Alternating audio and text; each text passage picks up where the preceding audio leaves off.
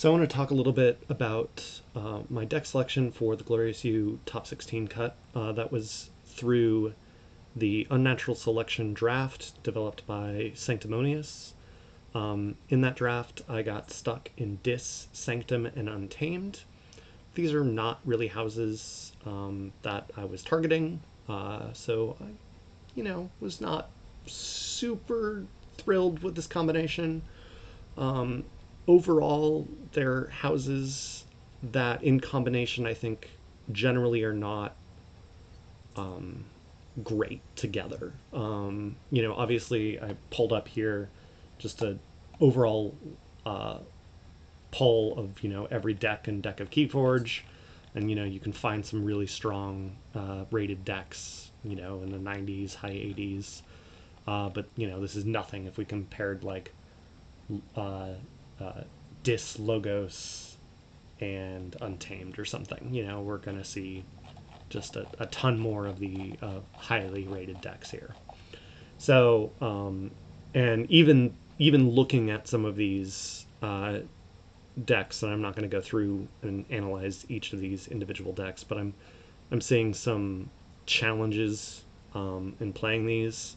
Obviously, I'm looking at a triple control the week or a quadruple control the week, and that's pretty nice.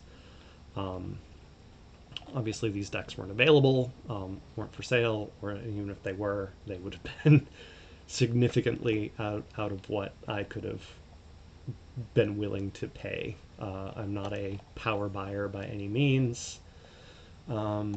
So I did end up buying 3 decks. And there were many decks available. People were willing to lend me decks. There were a lot of great decks that were available. And I just sort of made the decision that I wanted to, at the end of the day, own the deck that I played. And that's not a statement about people playing decks that they borrow or anything like that. I think that's a great part of the community is the willingness to share. It was just that was just a personal decision on my part to own the deck. In particular, it was just like, hey, this was the deck I played in the top 16. It's mine. And also, on the off chance that I knew, particularly with this house combination, and this house combination more than anything not fitting my general style of play, I probably was not going to advance.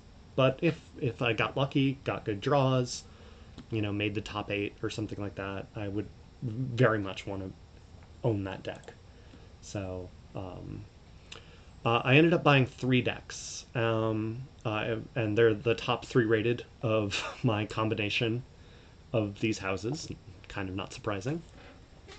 So we have Zegler, the Sentinel of Blainport, the Thing That Fumes at Horrors, and Gaunt Code Shack Quack. And I ended up playing Gaunt Code Shack Quack, and I'll talk a little bit about why I probably got a little too cute by a half in deciding to play that deck. Not that it's not a good deck, it is a good deck. But some of the decision that led into it was probably not the right, the right thinking. The There's some really nice combinations here, and I just but there was a lot to consider. So I qualified on a Saturday. I needed to start looking at the secondary market, making offers on decks, coordinating with people, and the deck selection was due by Wednesday. So I only had a couple of days to practice and coordinate and make sure I had a deck lined up. So I played with each of these decks to a certain varying degrees. I'm going to start with the Thing That Fumes at Horrors.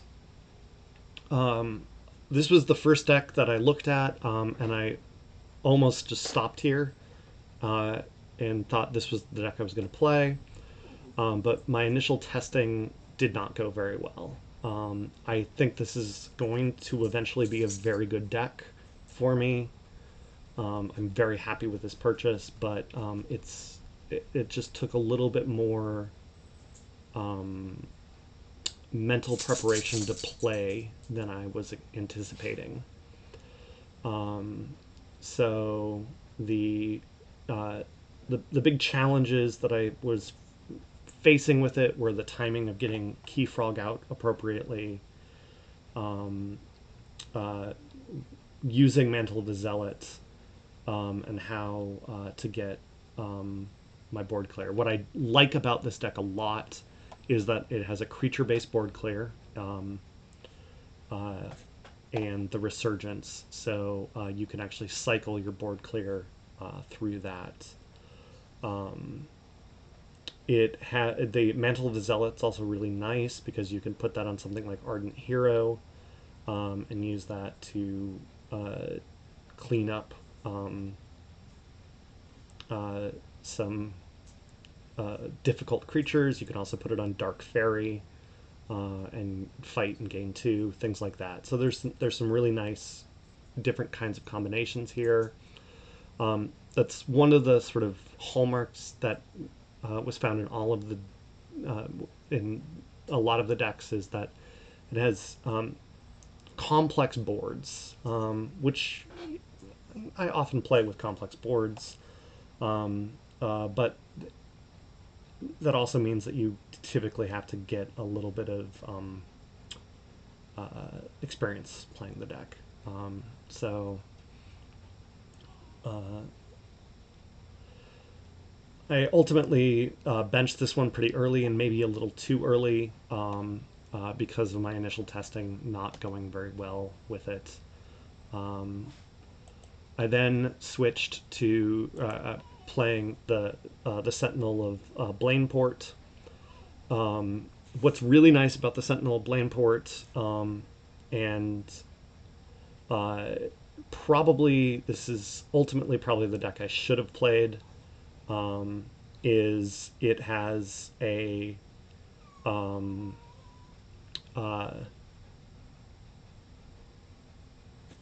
Dark Harbinger with enhanced mutation cards. So I'll show you these cards. So Mutation of Instinct has a bonus Amber Pip and a capture, and then Mutation of Cunning has a bonus Amber, and then Low Dawn also has a bonus capture, and it has Wild Bounty. So you can get just a mad rush in Untamed. So it's a really nice Untamed rush deck. The challenge with playing it is that it is a little contingent on getting those cards in the appropriate order. So if Dark Harbinger is bottom decked, you're probably not going to win. So I, I overthought that and was like, well, but of course those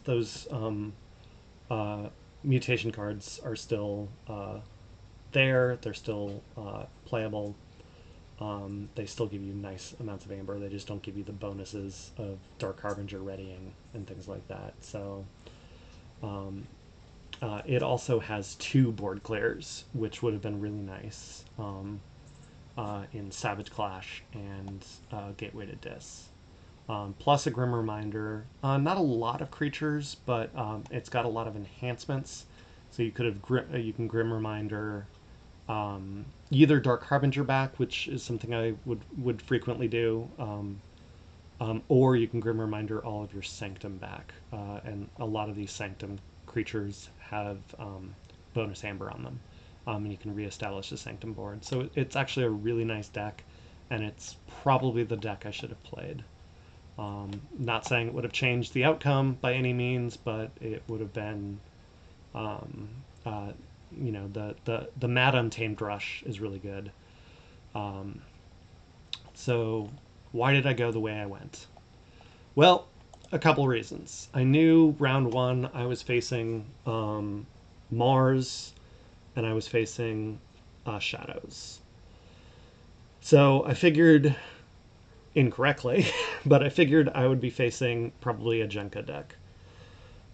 So I wanted to be able to disrupt that combo. And so Eaton's Jar was something that I valued very highly. And also the ability to purge. So even having a single Infernus was really something that I valued highly. The Book of Malfaction was also something that kind of drew me to this deck, knowing that I was facing Shadows. The other thing was I knew I was facing Shadows, so that power rush that I saw that we just saw with that previous deck was actually concerning, thinking that we might be up against something like a Too Much to Protect deck. Of course, we didn't see anything like that, but these types of those were all considerations. Of course, in game one, both Eaton's Jar and Book of Malfaction never made an appearance, and those were really the two critical cards that made me choose this deck. So, but that was really my thinking on this. I mean, this deck is, again, I think a really it's a nice deck. It has a lot of different combinations, a lot of really nifty board play, a lot of nifty rush, sort of hidden rush. But it is really kind of dependent on the card ordering in a way. I mean, all three of the decks were, and none of them, lacking logos, lacking Star Alliance, lacking, my decision to play Mass Mutation, so lacking something like Library of the Damned. That was partially because I wanted the stronger Sanctum that comes in Mass Mutations. So no real way to archive things like that. So those types of considerations are what led me here. I think regardless, because I wasn't willing to either shell out huge dollars and because I wanted to play something that I ultimately owned, I'm not sure any of the decisions would have really changed. But that is sort of my consideration. I would love to hear some feedback. And I'd also love to play any of you against any of these decks. So please drop me a line in the comments or find me on Discord. Catch you next time.